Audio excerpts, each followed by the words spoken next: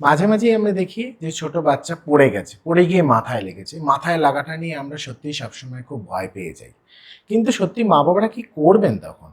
মা বাবাদের প্রথম যেটা দেখার কথা সেটা হচ্ছে পড়ে যাওয়ার পর বাচ্চার অ্যাক্টিভিটি কেমন আছে, ঘাড় ঘোরাতে পারছে কিনা। যদি দেখেন যে ঘাড় ঘোরাতে পারছেন না, তাহলে সচেতন হবেন, খুব বেশি করে ঘাড় ঘোরাতে জোর করে ঘাড় ঘোরাতে যাবেন না। বাচ্চা আনকনসিয়াস হয়ে যাচ্ছে কিনা, বাচ্চা কখনো লস অফ কনসাসনেস হচ্ছে কিনা, খুব সামান্য সেকেন্ডের জন্য যদি হয় তাহলে সেটা চিন্তা।